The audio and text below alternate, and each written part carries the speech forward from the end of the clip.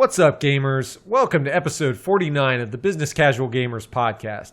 As always, we're the show focused on gamers with jobs, families, who have things to do in real life. I am your co-host, Aaron Connick, joined, as always, by Chris Smoke. Chris, how we doing this week? I am doing excellent, sir. Awesome. We're going to talk about some fun topics this week. So in this episode, we're going to introduce, I'll call it kind of a new, not a new segment, but a new topic or series, if you will. We're going to title this one, The Lifestyles of the Business Casual Gamer, the traveling gamer this week, Chris. So we got a lot of our listeners, and we'll talk through more of what that means. But certainly something a lot of our listeners have brought to my attention that we thought kind of timely to talk about, especially with a trip that I have coming up in the not-too-distant future. So I thought it'd be fun to kind of talk about it and get some suggestions. We're also going to be hearing about the much-awaited, always-awaited Mario games, right? Super Mario Odyssey for the Switch, right? Wasn't out the last time. I had to sub in with some Yakuza, but we're back. Mario did get released. Chris has had some time with it. I actually watched it a little bit before we started.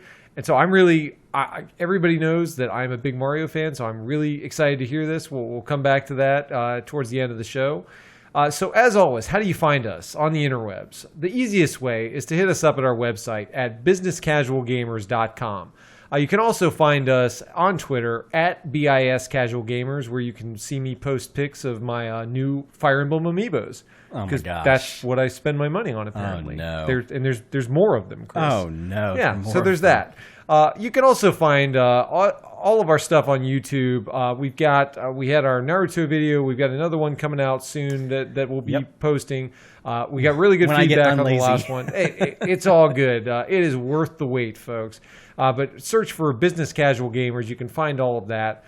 And as always, honestly, the best way to support this show is to rate us on iTunes or any other medium where you listen to the show, watch the show. It really is we don't ask for donations, handouts, all of that stuff. We don't ask for that, but the one thing we do ask is that if you've enjoyed this episode by the end of it, or this show for any length of time, it really does help us spread the word and find and expand our community of like-minded business casual gamers. So we'd really appreciate you taking a few minutes to do that. One of the other things that I do want to mention, Chris, that we've been kind of kicking around, we're coming up, once we get to the end of the year, we're coming up on 2 years of the show, which is like, even as the words are coming out of my mouth, it's kind of tough to believe. But with that, we always talk to each other about what can we do to make the show better? What can we do to really tune this to even be a better experience for our audience? What's the feedback we're getting? We always appreciate the feedback that we get from you, the audience, because it really does help us make the show that you want to listen to. And so one of the things that we've talked about, obviously we talk about kind of the lifestyle and the demographic of the business casual gamer. And we know that you don't have a lot of time necessarily, right? You're just trying to find time to play the games at some length, much less actually consume a kind of a hobbyist podcast or YouTube show that supports that gaming. And so one of the things we talked about was actually kind of dividing the show into two separate components. You'd get the same base content in the sense that you would still get a discussion topic like we've been accustomed to bringing you. You would still get a game assignment, as we have a lot of fun doing that. We get a lot of feedback from people that want us to play certain games and want to hear about certain games. But one of the things we found is that we want to keep the overall show length manageable to the point where you're not having to sit down and listen to a 3-hour podcast. That's frankly part of the reason that we created the podcast, is to avoid turning this into a part-time job to actually just listen to your favorite video games. And so part of it would be potentially keeping the overall show length fairly similar, and honestly keeping the frequency of the content the same, but splitting those into two separate shows where you have a show where we have a discussion topic, and then 2 weeks later you actually get the game assignment. This would give us a little bit more flexibility in the presentation, especially I would say on the game assignment, where if there's anything that at times you start to feel rushed to keep the show length manageable, it's in the game assignment section. Yeah, that's true. So it is something where there's some ideas we kick around as we were talking through this. but we want to make sure that we keep the overall show length manageable so that in any one show you don't feel like you're just sitting in front of the computer, or you've got to double the length of your daily commute to get a show in a sitting. Right. So give us your feedback on that, or any other ideas that you might have. We really always welcome and appreciate the feedback that we get from the audience. But that is something we've been kicking around. We wanted some time to socialize it with the audience before we actually either take this live or hear, hey, that's a horrible idea. Why don't you do it this way slowly instead? Back away. These are all the things that we want to hear from you about. And so please do let us know, whether it's hitting us up on Twitter or just going to the website or leaving us a comment in YouTube, wherever makes sense for you. We'd really appreciate that feedback. So now that we've got all of the business and the business casual gamers taken care of, let's get to our discussion topic of the week. So, I was thinking of kind of show titles for this, and I thought, we talk about the business casual gamer. What are the lifestyles of the business casual gamer? I like that. Forget the rich and famous. We're mildly internet famous. We're certainly not rich in the eyes of most, but we are the business casual gamer, which is honestly one of the coolest demographics to be a part of. And what we realized is, go back a long time ago when we were growing up in the hobby, right? We did most of our gaming in front of our home television or our computer screen, let's say. And the exception to this rule was usually when we were just at a friend's house, right, playing the game in front of their television, or when we were taking a trip to a relative's house and we just wanted a game to pass the time rather than staring out the window or having actual social interaction with other human beings. Why would we want that? Why would you want that? No, we wouldn't. Right? I remembered in prepping for this show, and Chris, I don't know if you remember it, but we took a trip down to the beach to once. Destin, yeah. We did. Yeah, and we had our linked Game Boys playing Tetris in the back seat. And that's what you had to do to get a portable game back in the day, boys and girls. I'm sure many of you in the audience will remember this. That link cable was awful. It really was. Oh, but that's what you do to play a video game on the go. But what I realize is, as we've moved into adulthood, as much as the technology has changed to where the link cable, well, unless you're Nintendo, has gone the way of the dinosaur, and even though you don't need that anymore, the technology's changed, but so has our lifestyle, frankly. And we've gone from, how do I pass the time on a few-hour car ride, let's say, to how do I keep up my hobby when I have a job that takes me on the road constantly, or I'm going to be out of the country for 2 weeks, or I've got a long-term assignment where I'm not going to be in front of my home TV because my home is going to be in a totally different place now. Right. And so this is actually, I've been talking to a lot of people and experiencing this myself, frankly. And Chris, I know you've been through the same. And we've kind of asked ourselves, what are some of the things that we need to do to really maintain that lifestyle and make the most out of it, knowing that for some of us, if we're going to be a gamer, it has to be in the context of that mobile or traveling lifestyle. So in today's show, we really wanted to kind of talk through some real world examples, not just from us, but from examples I've heard from our listeners, and then give you some advice and maybe some pointers of how to really maximize that in a way that you can still enjoy the hobby and feel like you're getting the most out of it, but not feeling like you're having to really give up a significant portion of what makes it special, let's say. So Chris, let's go back. I know there was we both have personal stories in this area. I know there was a time when you were actually having to do some time over in Japan. Yeah.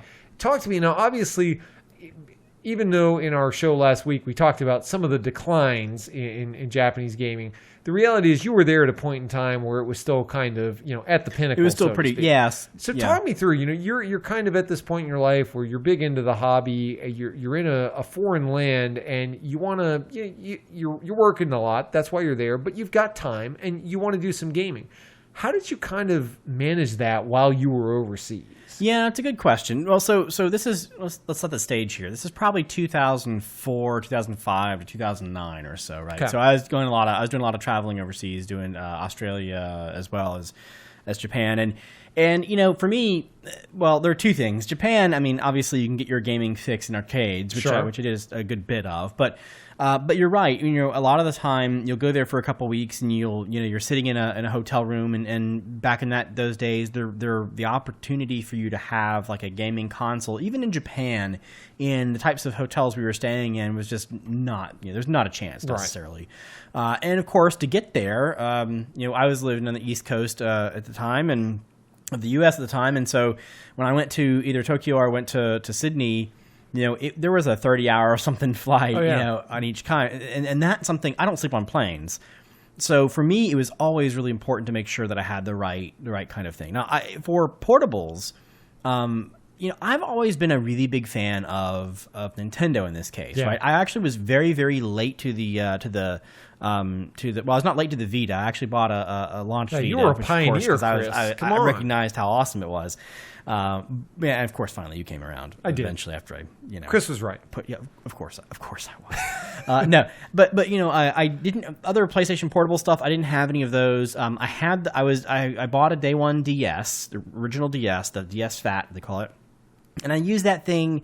I didn't really have a Game Boy Advance or anything, but I used the DS straight up through all those years. And so what I liked about it was, the battery life on these things. We'll get to some of the things that really help, but the battery life of the DS was really, really good. Yeah. I hated the screen. I hated some of the touchscreen stuff, but there are plenty of things to play around with. And so for me, what I've liked about this, and one of the things that I'll talk about as we kind of get further on and what makes a really good traveling gaming experience, and how that translates to kind of even home portable gaming, like throughout the house gaming, i.e., not sitting in front of a desk with a computer or not sitting in front of a TV in the family room, for example, is the ability to play the game. And the DS really launched, in my mind, the DS really set the stage for this. You're playing the game and something pops up, you close the clamshell and you do what you need to do, you open it back up and it's right where you were. You're back in action. Right. That might seem like such a ridiculously small feature, but for me, it was really, really important because if I'm on a plane for 16 hours, I want to play for an hour or two, and you need to get up and walk around, you need to go to the restroom, just want to stretch, do whatever. I want to close that thing, slap it into the back seat pocket, get up, walk around, sit back down, pick it back up, and play it again. And so, for me, wherever I went in Japan, whether I was on a train, whether I was flying to or from the country, I didn't bring it to work for obvious reasons because I was working, but whenever we went out places, I had that DS with me, and, having that ability to take some of those really fun core Nintendo games and other close third-party developers, having the ability to bring those to bear, whenever you're bored, whenever you're looking around the country was amazing to me. Yeah. And I think that's something that you knew because you were making the same trip regularly or close to it. You start to understand what are the nuances of this particular assignment that I need to plan around, right? Because that is something where you say, all right, I'm not flying to California, I'm flying internationally, and I've got a longer amount of time that I've got to be able to, to deal with because I'm not going to sleep on a plane. I don't sleep on planes either, for the record. And so, it's funny because within the past year, I've had 2 week at a time trips that I've taken internationally. Mm-hmm. So I was in Europe, I was in Singapore and China, and especially for the Asia trips, same thing. You're on the plane, you were traveling for a solid day when you add it all up at least. Right. And so certainly one of the things that I wanted to make sure of is that I've got those portable systems. I think that is really for the traveling gamer. To me, if there's one recommendation, if you have any interest at all, if you have ever played a portable game, and by that I'm referring mainly to 3DS, DS, GBA, or PSP and Vita from Sony, if you have ever had a game that holds your interest with those, I mean, obviously the form factor is what it is. It's a smaller screen. The processing power has limitations. But if you've ever had an experience like that you like, to me, that is the easiest way by a mile to take your gaming hobby on the go, where regardless of where you are, and the Japanese people probably prove this better than most. I mean, you can be crammed 80 million deep in a subway, and they figure out a way to play Monster Hunter or whatever game that of choice that they want. And these are things that were designed with that lifestyle in mind, where they said, okay, this is, both of these companies are Japanese. They know what the person's average commute in Japan looks like, and they have built a system and an experience that caters to that. So certainly when I look at that and I say, well, this whole system was designed for that lifestyle, that is the easiest way when you've got to be on the road to say, well, They designed it with exactly this in mind. Yeah, and that's really the point I'm making. So you think about how, way back when we talked about things like the PlayStation 4 and what I liked about it, and I talked about how you could sit down and turn the game on, or turn the system on, and it can resume relatively quickly. Well, relatively quickly for a console is, maybe it's ready to play in 8-10 seconds or something like that, which is very fast. But, think about if anyone's like me, I always have my cell phone in my pocket when I'm traveling, typically. And so, I might pull it out, look at it, put it right back in my pocket. And this is something that over the course of a couple hours sitting in the airport or, in a hotel, going from place to place, whatever, you're accessing your phone, you're putting it back pretty often. You need to have a gaming experience, I think, that can do very similar. So, if you have, if you're in line trying to, go down the boardway to get on a plane or whatever, you could in theory be playing a game. And so being able to, just like I pull my phone out, hit the button and access my apps, I need to be able to do something very similarly. Yeah. Like pull that Vita out, hit the button, playing for a minute, hit the button again when I need to tend to whatever else is in real life, as horrible as that might be, put it back in your pocket and move on. And, that is why, for me, I have, and it's only gotten better, I should say. When I got my Vita, and certainly when the 3DS came out, or the multiple iterations of the DS, the 3DS is really where it started to get good for me, because it still maintained the ability of, putting it in a pocket and carrying it around. The Vita is the exact same way. And as we talk about, and we'll get a little bit more into this as we move through the episode, but what was really cool is not only are they, Nintendo's always been making really good games for the 3DS and those consoles, or those handhelds, but now we're talking about PlayStation and Sony, who are putting a lot of effort into bringing back those PS1 classics, right? So now, the Lunars and the Final Fantasy 7s and the games Xenogears, games that I used to play on console, now I can play wherever I want. Yeah, and I think that, to me, that's something I want to touch on, which is the game selection, if you will. And this is something that I think depends on the exact arrangement. So I'll give you an example. If it's something where, let's say, that you are going to be on the road, in the sense that you're going to be away from home, but you're not going to have a long flight, or you're not going to have extended blocks of time where you can really dive into an RPG without having to pick it up and put it down a ton. Let's say that every day I'm going to have a kind of 30 minutes of downtime where I could play a mobile game, but I want it to be something that's good, that's not just kind of clickbait, so to speak. It's not a piece of garbage game. But you say, well, 30 minutes at a go, for me at least, I usually say I'm not going to put an RPG or a strategy game on if I don't have at least an hour. And so it gets tough for me to take that plunge if I know I only have 30 minutes. There are certain genres, though, racing genre, a lot of just kind of adventure games where 30 minutes is plenty. And I feel perfectly happy diving into that, knowing that I can literally unfold the clamshell or press a button and I'm back in the action. I do think that knowing your specific arrangement dictates a lot on what kind of genres you ought to be targeting. And so that's something where, to your point, when I was making the trip to Asia, I specifically picked RPGs because I said, well, I know I'm going to have lots of time, and this is the best way to enjoy these, is when you've got a chunk of time to throw at the experience where you feel like you can make good, solid progress. And then I knew while I was over there, I was going to be, whether it's dealing with sleepless nights or just knowing that I was going to have time to kill. That's something where I look at the trip and say, I know by the time I get back, I can finish a game. Maybe I can make progress through 2 games by the end of it. Yeah, and so what was always important for me, you mentioned, the genre. I'm a little bit different. I would always, it's funny for me. I can only do things when I'm in the mood to do them. So if I'm playing the new Metroid, for example, if I'm in the mood for an RPG and I still haven't beat that Metroid game, I have no problem shelving it and going to the RPG.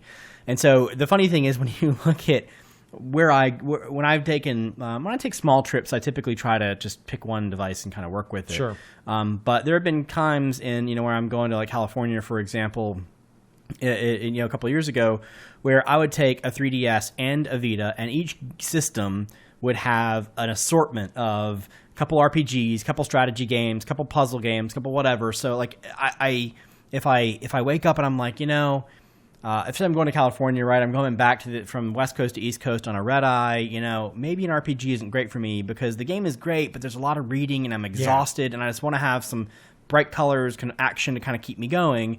And so I tend to overcarry too many systems, too many games, and ironically, what ends up happening is I suffer from the paralysis where I'm like, I have 500 choices of games I can play. I don't even think I'll play anything. You spend time just looking at the case saying, what is it that I'm actually going to play now? I've had that happen as well. And so just kind of to go through the collection, I mean, when Chris was trying to enlighten me as to all of the Vita's perks, while it took a little bit of arm twisting to at least figure out, okay, what games am I going to be interested in? I will say the part that made the sale a lot easier was the fact that I owned every other portable console because I knew that they were going to get use, right? I travel often enough where I just knew this is going to be something that, even if I don't know when, unfortunately, the kind of portable market's in a weird place where you don't see people rushing to offer new portables because the mobile phone, has filled that void for many casual gamers.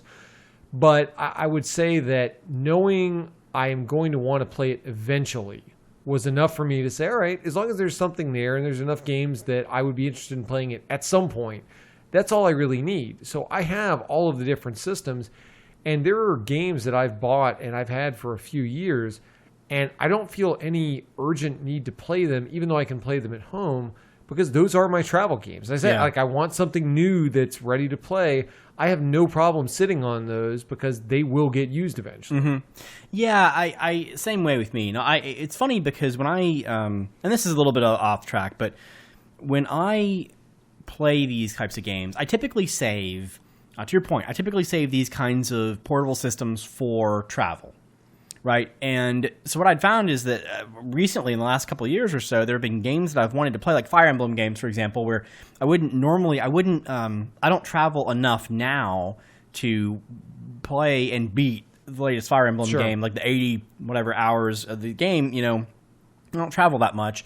So what I also appreciate about those systems is not just the fact that you can travel with them, but you can kind of locally travel as well. You can take them to work, you can play them on a lunch break, or you can take them, into the next room. And so one of the things that's funny to me, and granted it's not necessarily in the full sense of the travel piece, but I recently played a whole bunch of the Shantae games, which I find to be very good platformers. For Vita, right? One for Vita and one for 3DS. Okay. And the funny part was I played those games completely on portables and completely in my own home. So, my wife would be watching TV, I'd be sitting next to her in the family room, and I'd be playing my game, or I'd take it upstairs and I'd play for like the last 30 or 40 minutes before I go to bed. And, the versatility of those systems, I think, is just so great. And, we're at a point now where, especially for me who, we can appreciate strong graphics and strong sound and things like that. But these systems are certainly able to represent the game visually, and from an audio perspective, they can recreate the kinds of sounds and the environments we're looking at.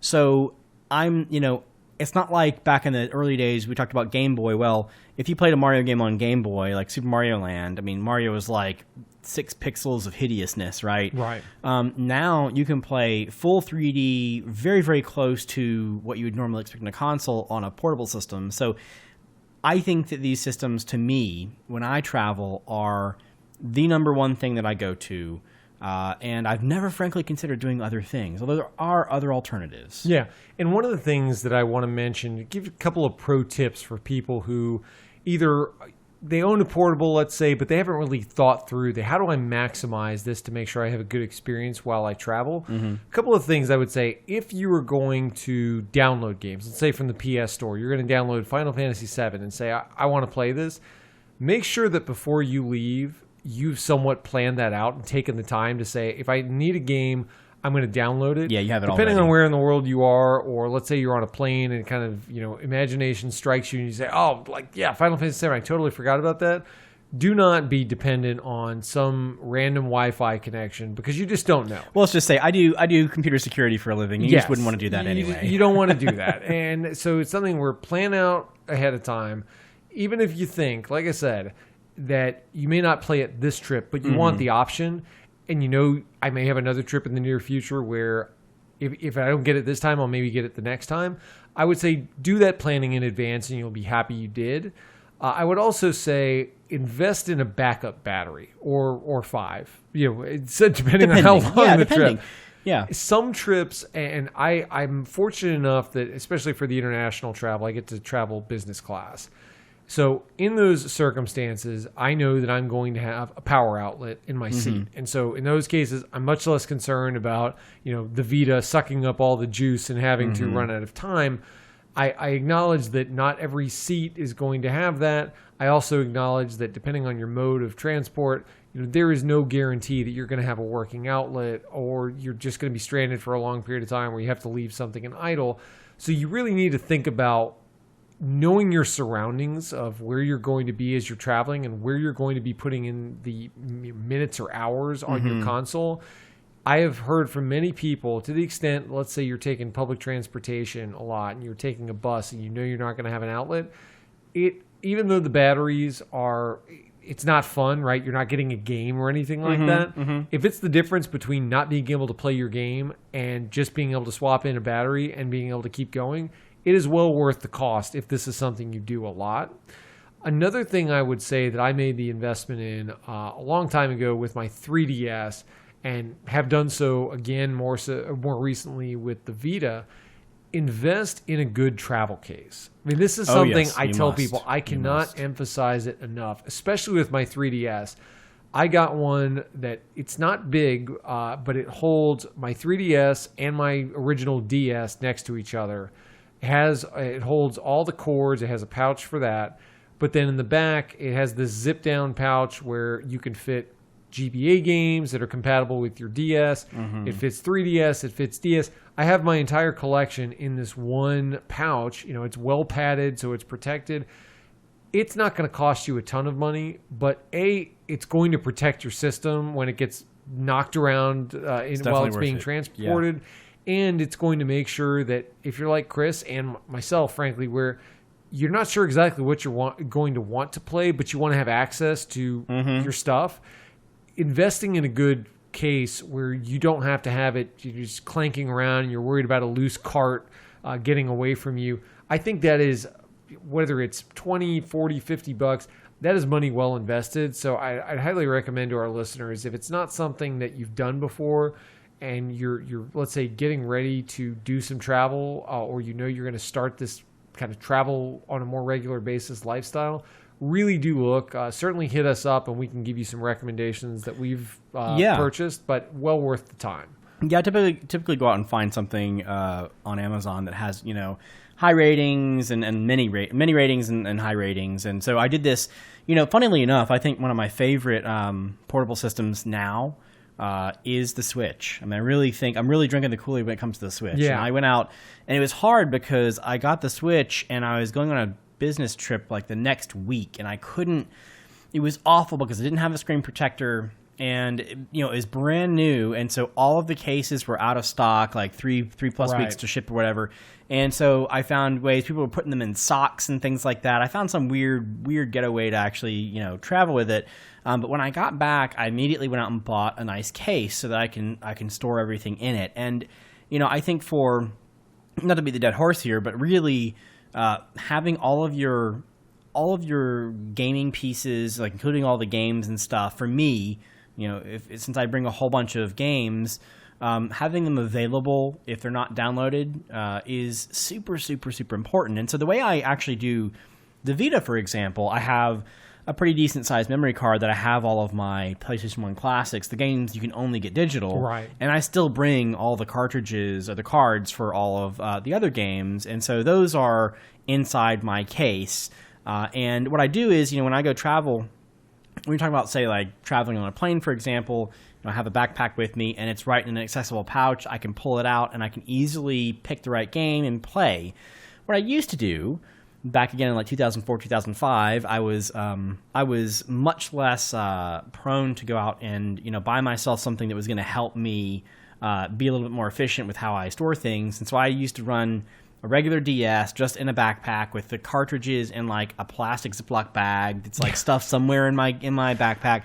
And half the time I would end up losing the bag, and I'd be like, oh my God, did I just lose like 5 games? Where is this stupid Ziploc? I can't find it. And it was just such a nightmare. So that half the time I only just whatever game was in the DS was what I played the entire trip, because what I could find at the time. And so again, I really can't overemphasize how important it is to have that just for an efficiency state. Yeah, and I think the Switch, this is something I want to touch on a little bit, because the Switch in its marketing kind of promised this home gaming experience, but also you can take it on the go with you, right? Mm-hmm. I don't know that if you've had a lot of playtime to really kind of fully comment on it, but let's just say that, based on your limited experience, do you think that this could be the dream scenario where whether you are playing on your home TV or you're on the road? I mean, does it feel about the same? Are there any noticeable drawbacks when you're on the road that you'd say, this doesn't work quite as well as advertised? No, honestly, I think it's better than advertised, and it takes a little bit of time to get used to it. But first, I'll admit, I thought that when if you remember at the very beginning when they were talking about what the Switch was, they had the video of someone in an airplane seat with their tray table down, and they had the games console there, and you had the 2 Wii. That was the image that honestly spoke to me more than any of the others. You can do all that. So think about this. So for me to, and we'll get to the point, we'll get to talk a little bit more about people that travel a little bit more and regulars for hotels and things like that. But if you want to have a portable gaming experience, you can play with that Switch with the Joy-Cons attached to the side, which is what I do half the time. But sometimes I actually have problems where if I hold something like that for quite a long time, and depending on how I'm kind of crammed into the seat on airplanes, for example, my hands start getting kind of numb and start getting really, starts becoming a problem for me. So what I end up doing is I actually have pulled that console out and put it on a tray table, and I've actually done this at home too, where I'm sitting in a chair and I put the console on a table in front of me, and I just sit back and have my hands in a resting position with the Joy-Cons in it, and it is so much more valuable and so much more fun and easy for me to play in that mode than any way else. Now, the other thing that is cool about it is, and again, we'll get a little bit further into, people go a little bit more hardcore when they go travel. But there have been some people in the past who have taken like PS3s and PS4s and like shoved them into their backpack and just like, wherever you go, my PS3 is going. And I've always wished I could have done that, but I can never actually find the space. I can't even fit another pair of shoes in my luggage, so I'm not going to bring one with me.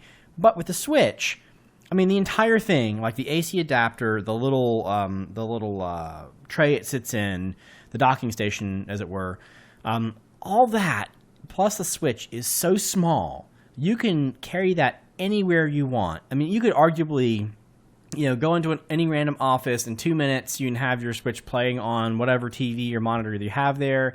You can pick it up, take it to your hotel if you want.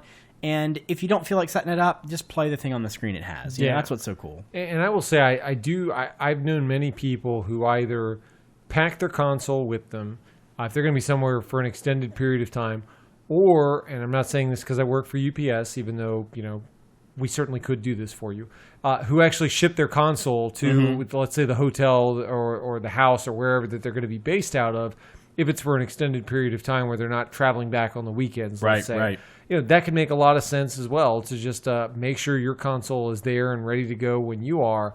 I will also tell you that if you are, let's say, staying in a hotel for an extended period of time. So I had a colleague who was basically on site for probably the better part of a year and a half at a location where he would be 3 weeks in this foreign country and then 1 week back in the U.S. And when you're talking about staying for any place for that length of time, I mean, that is your new home, effectively, right? And hotels are very anxious to attract those kind of travelers because, right, you don't even have to try in that case. It's like they're there, they're soaking up that nice stable revenue that your hotel's looking for. And I will tell you, in this person's case, they specifically request their room to be set up a certain way every time they're there. And you can request that they provide you a game console. So if you want a PS4, if you think about it, now somebody's going to say, like, you're crazy. Like, what kind of hotel are you staying at? And I will tell you, not every place will do this. Don't get me wrong. But for a decent hotel chain, if they're looking at a traveler who's going to spend, $100, $200 a night, every night for the better part of a year and a half, and all they need to do is spend a couple $100 to get you a system in your room that they still own, but they can use it for other guests while if you're not there. A lot of times nobody asks for this stuff, right? It's like you always see the hotel things of if you need an extra cot in your room or if you need a DVD player. Another blanket. All of these amenities, like they're spending money to keep stuff on hand to make their guests happy. If you're a gamer and, a lot of people have scratched the itch with portable games, and that's fine. But if you want a console, I think you might be surprised at the reaction you would get if you just asked and said, hey, I'm going to be here for a long period of time. Would you mind putting this in my room? Again, not asking you to give it to me. I'm just asking you to make it accessible. And whenever I'm gone, another guest might ask for it as well. Wouldn't it be nice to have this on hand? You would be surprised if you can get in front of a competent hotel employee or get to the manager, how quickly they would say, I've never thought about that. That's a really good idea. Yeah. And I have seen this work before. So I would tell you, if you are going to be in a hotel situation for an extended period of time, do think about that. If you just want to kind of test the waters and say, could I have a console in my room that was provided for me? I think you might be pleasantly surprised. Yeah, I've never in my life thought about that. I don't know why. It's just you never think to ask for things like that. I've always been kind of happy when you go in there and you see like some sort of like, some of the hotel entertainment systems have like some horrible fake controller. They have like a modded N64 controller. Yeah, you're like, oh God, no, please no. I hate that controller anyway. See the episode. But yeah, I mean, I think I'll have to try that next time I go just to see. Granted, I don't travel with that level of frequency. But you're right. I mean, if you go to the right place and you maybe it's not you, maybe it's not you're staying there every day of every week or 3 weeks out of a month. Maybe it's you or a teammate or someone else in your company. And if your company as an institution or organization is putting someone in 1 or 2 or 3 of those hotel rooms, 50 weeks out of the year, they're also probably likely to do something for you guys as well, I would say. That's absolutely right. Now, I'll also say another way to kind of attack this is, let's say you're a PC gamer, and let's say that you're not looking for a console experience. I would say one thing that I've seen a lot more recently, when we were growing up, I remember I had an internship while I was back in college where the concept of gaming laptops was not that big a thing. I mean, it just really wasn't. The power was not there to provide a great experience unless you were willing to spend an ungodly amount of money that I didn't have at the time. And so, I was living in a place over the summer. I brought my PC down with me. And, I had some strategy games. I think this was back in like Age of Empires time. And I was able to play that, and that was fun. And I was glad that I had it with me. But nowadays, you've got people who are primarily PC gamers, and they want to be able to take that experience with them. You've also got a lot of workplaces that are kind of in the bring your own device or we'll support whatever you bring.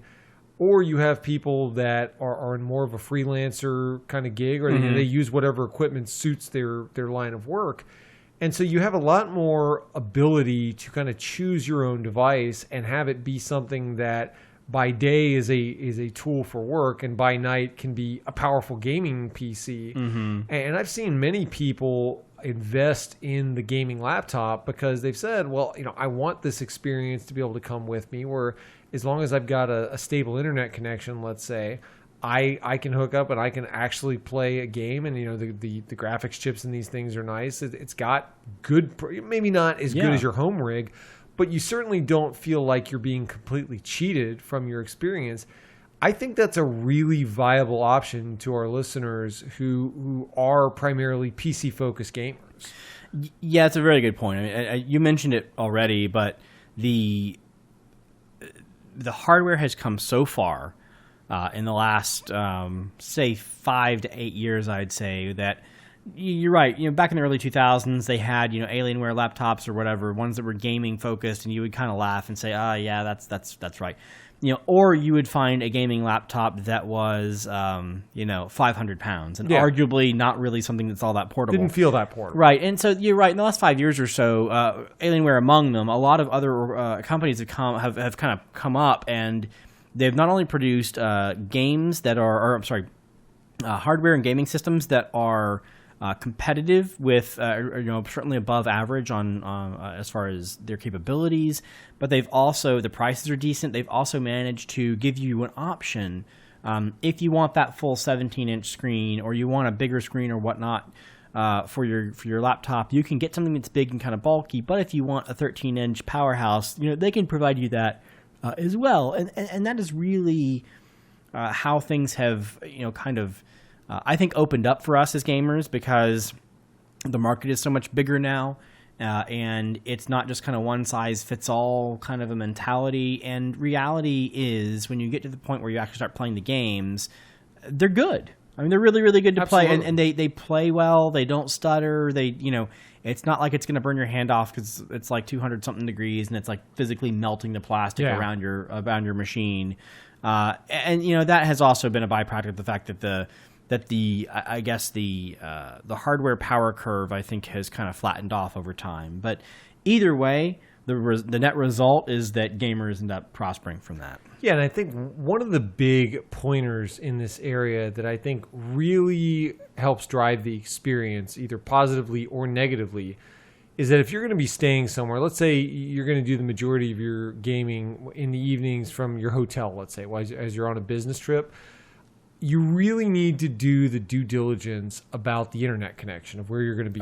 Specifically, because this is going to be the thing that either drives you absolutely insane and causes you to break and need a new computer, or it's going to be the thing that really makes your experience possible while you're out of town. I will tell you that sometimes it can be hard to get direct answers. If you were to call and ask the front desk, hey, I'm looking to do this, how's your internet connection, right? Many of them are not technical experts. They're going to say, it's fine. I'm connected now. You can do email, of course. Yeah, exactly. Stuff like that. They'll tell you we have a business center and it's fine. And it's, realistically speaking, you're probably a little bit more sophisticated than the person you're talking to on the other end of the line. But these are things that you need to think about.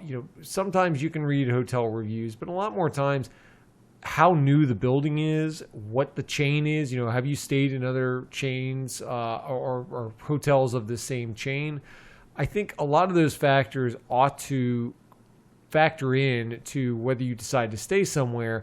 But a lot of times you're going on imperfect information, so you just need to try and do the best you can to gather information and logically deduce how likely is it that they've got a nice connection speed that I can use, because otherwise you're going to be spending your time with drop connections, getting frustrated, and you're going to be doing something else before very long. Yeah, I'm a little cynical on this. I would probably say that if you want to... Now, let me caveat this by saying, if you're one of those people that Aaron described, and you're a person that's going to be in this hotel, for a year and a half straight, it's going to be your new home, definitely put some time and effort into other options, maybe a MiFi, some sort of portable cellular thing, LTE plus, the kind of thing that could work. But I would say that by and large, unless you really, really know that hotel and you've been coming back and forth there over the course of many, many months, I just give up on actually being able to really interact meaningfully with the internet in a gaming capacity when you are in a hotel. So when I used to do some number of trips, I used to play WoW. And to your point, Aaron, the old company I worked for would allow you to have games on your machine, and when you're over in a hotel room after hours, I'd fire up World of Warcraft or StarCraft or something like that. And what I'd find is that, what happens is the way these networks typically work is, everybody in that hotel is really kind of running off the same connection primarily. And everyone gets home, everyone goes to dinner, everyone has a drink or two. They all come back 7, 8, 9 o'clock, and they all get on email and they all start doing work because they have nothing else to do. And now your internet connection, which might have been great when you went to go look at it at 11 o'clock, is now terrible. And so I have always tried my best to prepare myself before I travel for complete, like I'm on the airplane, right? Complete segregation from any sort of internet and connectivity there. And if you do get it, if it's there and you can try it and it works, that's great. But you're not disappointed, and your plans aren't necessarily foiled if you can't. That makes sense. So we've given you some different kind of use cases, if you will. We would love to hear from you, the audience, on this. We've talked about some different profiles of gamers and experiences that we've had as the traveling business casual gamers. But what about you? We'd love to hear your stories of gaming while traveling. Maybe you're still in the back seat with a sibling or a friend playing Tetris on the link cables. My guess is you've probably moved beyond that. If not, I think we've probably blown your mind in this episode. Okay. But I also do that. Still, I have my Game Boy. I'm not playing with you this time. I walk around with my link cable. It's like, will you link with me? My vision has been permanently impaired by the hours spent probably looking at that Game Boy original screen. Yes. But with that, we're going to move on into our game assignments, where we're going to talk about, hopefully, what is the next evolution of a great Nintendo franchise. And that's going to be Super Mario Odyssey. So, Chris, I have told you before that Mario Galaxy is my favorite Mario game of all time. And everybody's got their favorites, right? I mean, this is a franchise that I don't want to say has always been the greatest thing ever, but it's never been bad in my mind. I can't really remember a Mario game where I've said, based on the technology that was in place at the time, this was just a miss. It was a bad game. And so I feel like there's kind of a certain baseline expectation. But with that, right, I'm always still looking for that Mario Galaxy, the game where I knew it was going to be good, but I didn't know it was going to be this good. And so I am really anxious to hear your impressions of this game, and I've got some more specific questions as we go along. But Chris, give me your overall impression now that you've had some time with the game. Well, was I supposed to play it? Oh gosh, are we back here again? Oh, I've run out of Japanese dude beater games that we'll talk about Child of Light or whatever that game. No, never mind. Anyway, okay. I played the game. So first of all, okay, let me start by saying this. I think games like this are really goes to reinforce why Nintendo continues to be arguably the leader in quality gaming and software. One thing I'll mention is one of the things that when I played this game, a couple things popped out at me. One is an indie developer and one is a gamer. As an indie developer, when I was thinking about design principles for games, I thought about, and this is a little bit of an aside, but I think it's important. Many of the games we're talking about today, we talk how they're focused. They're focused on better graphics, better sound. We all hear different things: 4K, 3D, VR, AR. Whatever it might be. That's what they're focused on trying to deliver. And typically, some of those games try so hard to be so cool and so interesting in VR that they're really not fun to play. And I think that. What merges out of some of these games are two distinct types of good games or great games that come out. And there are more of them, certainly. But the ones that I'm looking for are kind of the narrative games. And these are kind of your Uncharted's. These are your Last of Us, your Horizon Zero Dawn kinds of games where, it's almost like you're playing the movie. Right. It might be beautiful, and certainly that helps. But you're playing a game, and the goal here is to engross you in the story, in the world. You feel they're going to take you on an emotional roller coaster, and you're just on for the ride, right? So all the ups and downs and all those kinds of horrific things that happen, say in Last of Us, for example, you feel them. And that's great. But then there are a lot of complex pieces to a game like Last of Us that could work or may not work to help make the game actually fun. Then there's the game that is focused on just a core, fun game loop. And in this case, there's really not much story necessarily. I mean, there's probably a story, but it doesn't really matter. You don't really care what's happening. There's this loop that's established, and the game runs with it, and it just becomes really, really fun and rewarding to play. Games, for example, we talked about Tetris. Tetris is one of those games, right? Yeah. There's no story. Stands on its own. Stands on its own. It's really fun. A lot of puzzle games are like this. I'd argue that sports games, fighting games, things like that tend to be like this as well. Typically, when I think about modern 3D Mario games, it's very similar to this, as well as more recently, I actually think the loop in Zelda and Breath of the Wild was very similar too. So in that vein, Mario Odyssey is very, very much in line with all of those kind of expectations for a fun game. Nintendo did an exceptional job although the story's not amazing, just like any other Mario game, it is so much fun to play, and there are a lot of reasons why it's fun to play that I'll get into in just a minute. But let me just go back and say, it is a tried and true Mario game. You are collecting coins. I've done this a few times. You are collecting region-specific coins as well. Okay. Right? So they're like the green coins, the red coins, or kinds of things like you're collecting those things as well. You're also collecting the equivalent of what I'd call generically stars. So you go to these levels and you pick up stars. Well, in this game you're actually picking up moons. And I'm not gonna spoil. There is a little bit. I mean, arguably a spoiler, arguably not. What moons are for and why they're there, why they're moons, but we'll just leave it at that. You collect moons. It really harkens back, I think, to a lot of the Mario Sunshine, the Mario 64, the Mario Galaxy types of scenarios, in that there are a handful of kingdoms. Each kingdom is a level. It's a big level. So kind of in a sense where Mario 64, you jump into a painting and you have the same world, and you have to jump in and out of it to get different stars or whatever.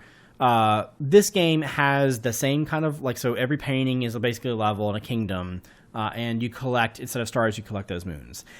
The difference there is, whenever you collect a moon, you're not kicked out of the painting and then have to jump back in. With that, they kind of solved that disjointedness, which was very, very, very good in my mind. That's that's big in my mind. Yeah, I am not. I like Mario 64, but I'm not.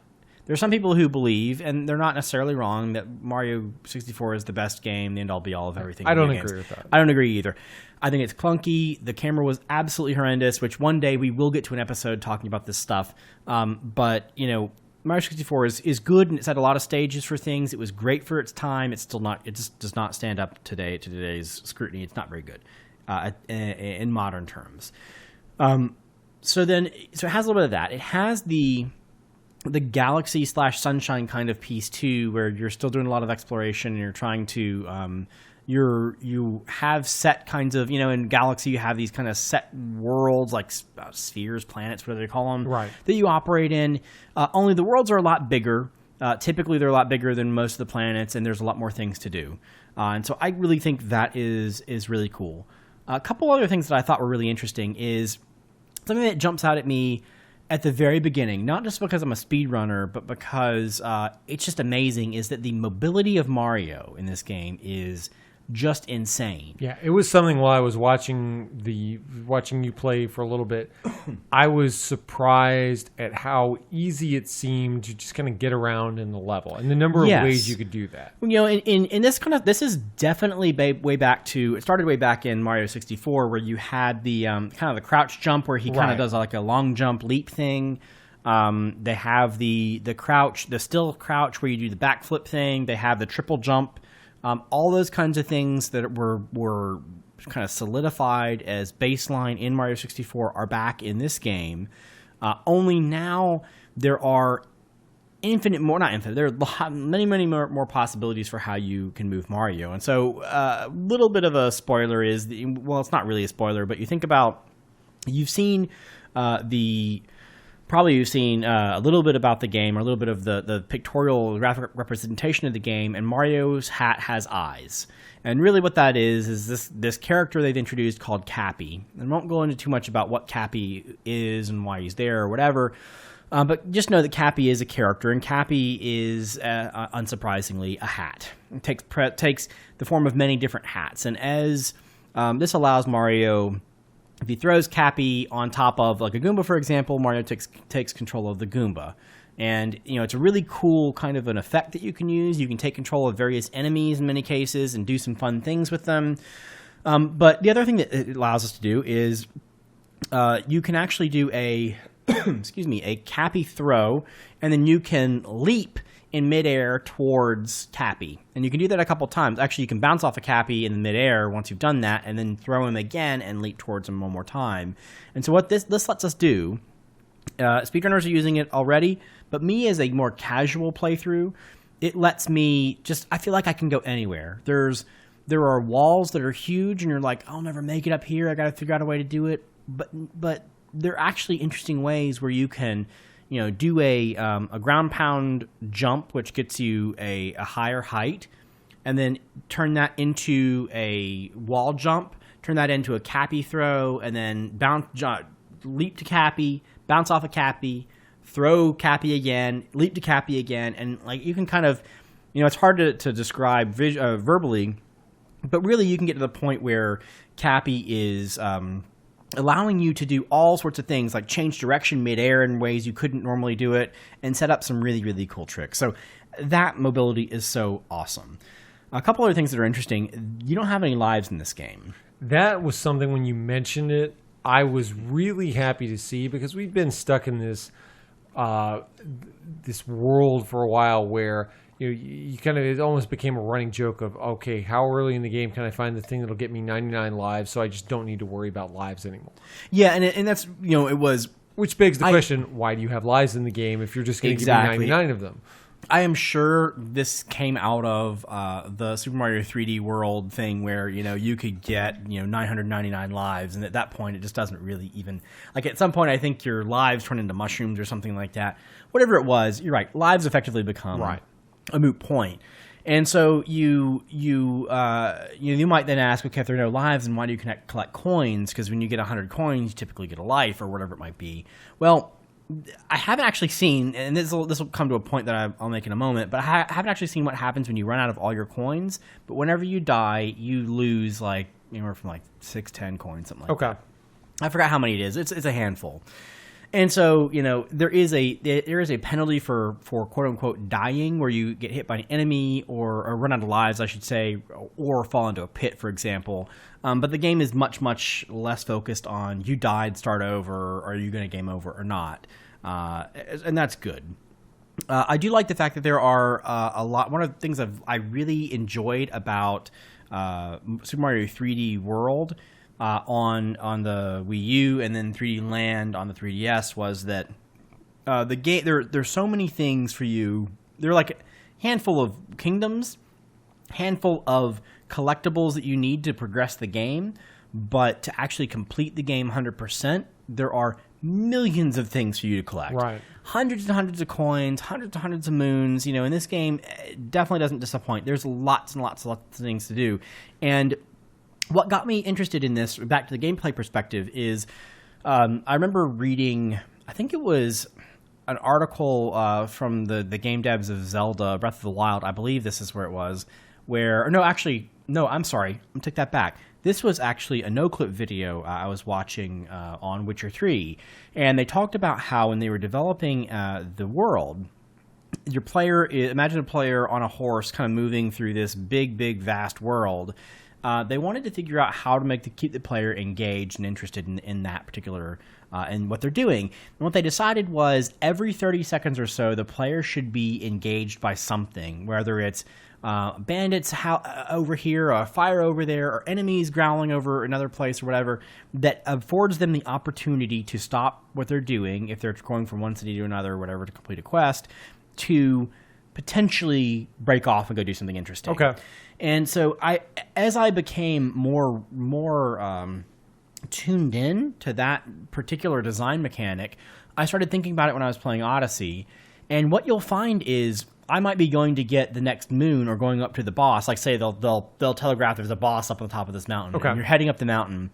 You can literally say it could be as frequently as every 5, 10, or 15 seconds, you're presented with something that is just intriguing enough. And it's not blatant, but it's just intriguing enough for you to say, I bet they hid something right over there. Look over here, right? Chris. Take a small detour. And that is, I've talked about it in Zelda, in Breath of the Wild. That is perfectly done, in that you never feel like, I know I need to go beat this other boss, but I just really want to go to the left over here and see what's over there. Mario is just like that. You are constantly veering off, for those squirrel moments where you're like, oh, cool, go over here, look for something. Oh, cool, and going over there. And eventually, you're slowly making progress towards where you eventually go. By the time you actually get there, you've diverted 15 times and got 15 cool things and seen 15 neat little nuances or taken control of certain characters or, leverage some sort of unique, environmental piece that they wanted you to see.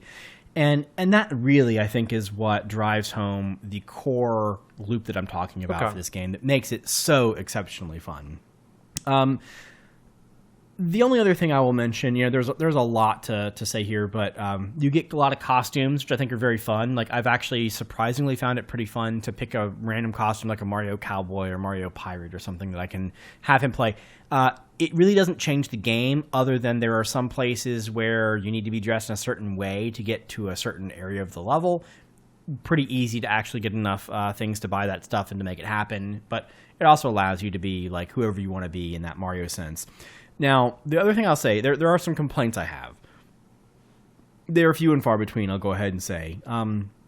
What is interesting to me is that this is Nintendo's first attempt, I would say, at doing physically based rendering, and that probably doesn't mean much to a lot of people who just haven't spent a lot of time building games doing 3D things.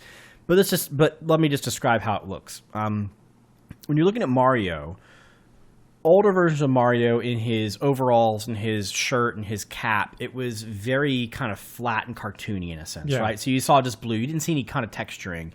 Now, if you look at Mario, and you can do this if you go look on Google for pictures, you'll notice that you actually see the denim kind of fibers in the texture for his overalls. Okay. And consequently, everything else that's out there, like walls and lampposts and everything, has this kind of metallic, textury kind of thing on it, and it's a cool effect, and it works really well in a game like Uncharted. I think it works well enough. It's not distracting in this game, but I do notice the fact that Mario has always been kind of very flat shaded and colorful, and it's still very colorful in this game, but also the fact that there's now these weird little textury bumpiness on everything that makes it stand out a little bit to me. I don't think they needed to go there. Okay. They must have just felt like they wanted to try it, and that's why they did it. I wonder if it was because they wanted to prove, hey, this game looks good. It's graphically powerful. You're almost trying to show off some of the hardware, and then you forget the fact that, hey, Mario does have kind of a certain look to it. Right. But here's here's a character, I should say, that has an overly huge nose that's like not proportional to anything else. And especially when you put him in a world like New Donk City, which is a takeoff of New York City, which has, fully normally proportional humans in the world. It just doesn't it's a little bit jarring, and that's not a big deal, but it's kind of awkward. I would be interested to understand why they decided to take that route. The other thing that I'll mention, and this is actually not a bad thing, but some of the moons are really, really, really hard to get. And I don't mean that from a perspective of, it's challenging, you tried a couple times. There is at least one moon, without spoiling anything, that is not quite as bad, but very, very, very close to the Thousand Lightning Strike Final Fantasy dodging thing that... I looked, and I haven't tried it, but I looked at it, and I'm like, oh, you're not going to make me do that. There's got to be some way to get around this. Okay. Because it's like a Twitch thing that you have to do a number of times in rapid succession, and it just didn't seem fun to me at all. Okay. The last thing I'll mention is the game overall is pretty darn easy. The bosses are ridiculously easy. Even, I'm at the very end of the game, and I still have not been challenged. I would say that a competent player, if you're... I'm not really careful. I'm kind of just going crazy as fast as I can through the levels. I die a lot. But you could easily go through the game and not actually die if you really, really wanted to try and take it easy. And I do think that was probably a common complaint for Galaxy as well. I think a lot of people thought that was on average much easier than a lot of the prior Marios. So I think I'm not surprised to hear you say that, because I do feel like that was a directional shift that happened last generation. And it's not that bad if you think about it. This is a game that, and they actually have a multiplayer version where someone can play Cappy and someone can play Mario. That I think is kind of geared towards probably more, parent and daughter or son, parent and child kind of play style. That's not as much like what's the other Mario game where you're two player, you can pick them up and Galaxy, throw them, you can shoot the stars at them. And that's true. And then there was the one that was the side scroller that would let you pick up your friend and New throw Super them Mario to death. Brothers. That's it's like it's not like family crushing ending, friendship ending kind of multiplayer. And that's interesting. But I think that part of the reason why it's so easy, it probably harkens back to the fact that in the end, although any one of us, no matter if you're 20, 30, 50, 60, 100 years old, you could really find something fun to, really get something fun out of this game. It's also built for kids who would love to be able to play it. And my daughter plays a little bit. She loves running around and throwing Cappy. So, not that she can really accomplish lots of stuff, but she does tend to enjoy it. And I think that's probably why they set the bar relatively low. Okay. But all in all, excellent game. I think... Man, I'm going to get in trouble saying this, but I actually think this is it's certainly top 3 Mario games for me. It might actually be my favorite Mario game. Wow, that's awesome. Like I said, I haven't gone through and collected everything, but, I actually like Super Mario 3D Land, World, I'm sorry. People didn't really like World that much. I really enjoyed it. I think this is so much better than that game. I think that if you don't have a Switch and you're looking for, like in the spirit of this particular... I may or may not be, so... Well, there you go. But for anyone in the audience, anyone listening, if you are looking at, especially in the vein of this particular episode, at traveling, you want to have a system where you can set it up in a hotel room, you can carry it in a plane, you can sit on the couch and play it, or the bed and play it with your spouse or whatever, or you can play multiplayer with other people. No-brainer. Buy a Switch, buy this game, buy Breath of the Wild, and you'll be all set. I don't know how to top that. Are there the one clarification or question I have, one of the great things about Mario Galaxy was that it always felt like you were getting some new mechanic that was specific to that world, where it was cool when you did it for the first time. Let's say like the Bumblebee suit, where you were doing that, and it never made you do it long enough where you got bored of it. It's almost like at the point which doing this anymore would start to go downhill and I'd stop enjoying it as much. It's like they took it away from you and they gave you a new thing. And I always felt like they did such a masterful job of giving you just enough. Are there any mechanics or kind of, I'll call it gameplay styles that they've put in that game that have stood out to you so far? I mean, you mentioned kind of the hat throw, which I thought looked really cool as I was watching it. Are any particular things that have jumped out? Well, the hat throw is neat. I think they introduced it. So Mario does have his core set of gameplay. And so very early on, they introduced the action guide, which is basically the encyclopedia for all things Mario can do. And I think that's part of... So instead of being like, I could do this triple jump, they say, hey, look in the action guide, here's how you do the triple jump. Okay. And they'll tell you how to play it, how to do it over time. And there are some points in the story where, Cappy is telling Mario, well, this is how you do the triple jump or whatever, that's valuable. But I think a lot of that, they do have those kinds of nuanced things, and they are all personified and all kind of... implemented through taking over enemies. So some enemies, for example, I'll give you a couple examples. You can take control of a fireball, a fireball that comes out of the lava, and you can use that to swim through lava and get to different places, which is really fun. They have this other enemy you can take control of that has a really long nose, and you can, like a little needle, and in certain walls you can jump and shoot your little needle beak into the wall, and he'll stick there. Oh, very and so you can cool. use that to climb around, That's which is fun. cool. There's another one where you can...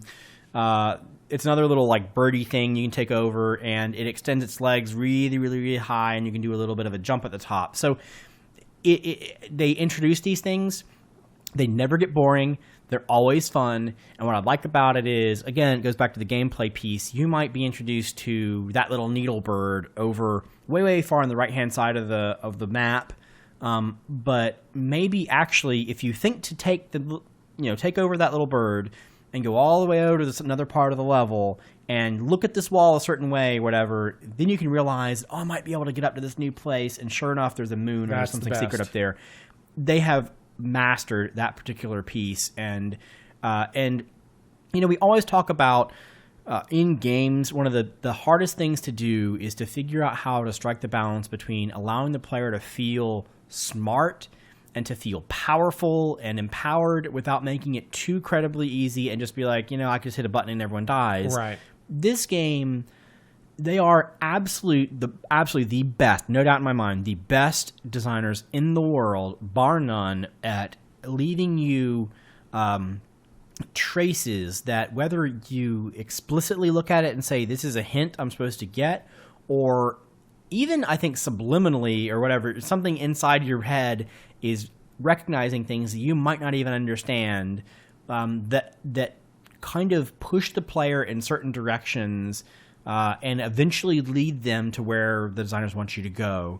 So as just an example, there might be a green field with a whole bunch of rocks, little small rocks, and one rock is just slightly darker than all the rest of them. Yeah. Right? Little things that you'd probably never even notice. Could easily be the artist just accidentally changed a value in the color or whatever, and it's a little bit darker rock. There is something in that rock that you need to go ground pound, you need to go do something, but there is something over there that they're trying to draw you towards.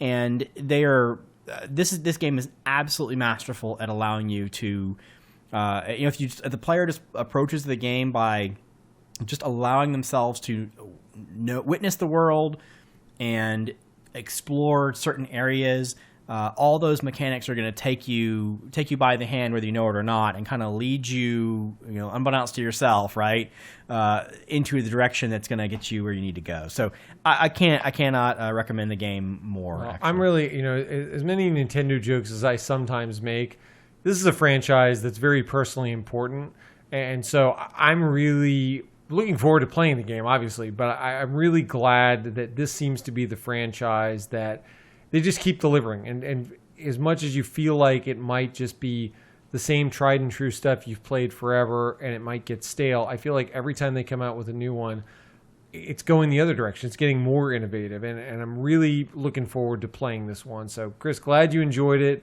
It sounds like for those of you with the Switch, you've got an all-star in your hands, so go out and pick it up. So, Chris, what have you got for me this coming week? So, this one I have Mario Odyssey for. Oh, wait, no, sorry. I don't have a Switch yet, Chris. You're rubbing it in. I know. Okay, so I have to say something about this, right? So, after all this time of Aaron, pre-buying 50 games to the PS4 before he has it, I don't know what it is about the Switch that he had the opportunity to pick one up, which, by the way, they're still hard to find, right? They're not easy to find, especially going into the end of the year and the holiday season. He has decided not to go after picking one of these things up all for a while. All they had to do was give me a physical packing game, Chris. I know. That's all they had to do. It was literally in the Amazon cart. That's all they had to do to close the deal. Should have just bought it anyway. I probably should have just bought it. Anyway, this time I'm actually going to give you a PS4 game, considering you don't have a Switch.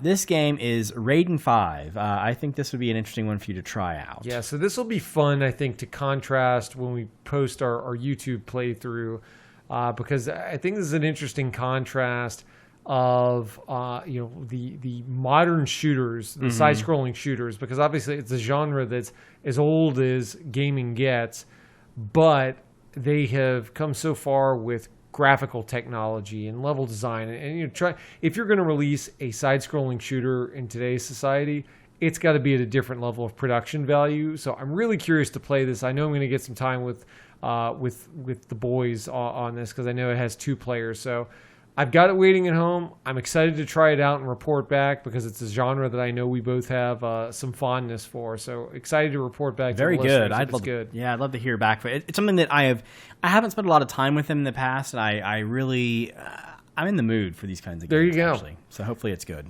Well, excellent. Well, with that, we're going to bring episode 49 to a close. Once again, hit us up at businesscasualgamers.com, on Twitter at BISCasualGamers. Look for that YouTube content at our channel at Business Casual Gamers. And if you've liked this show or any other episodes as you've been listening to us, we'd really appreciate, take a few moments after you wrap up this show and go over to iTunes or your medium of choice and give us a rating. We'd really appreciate it.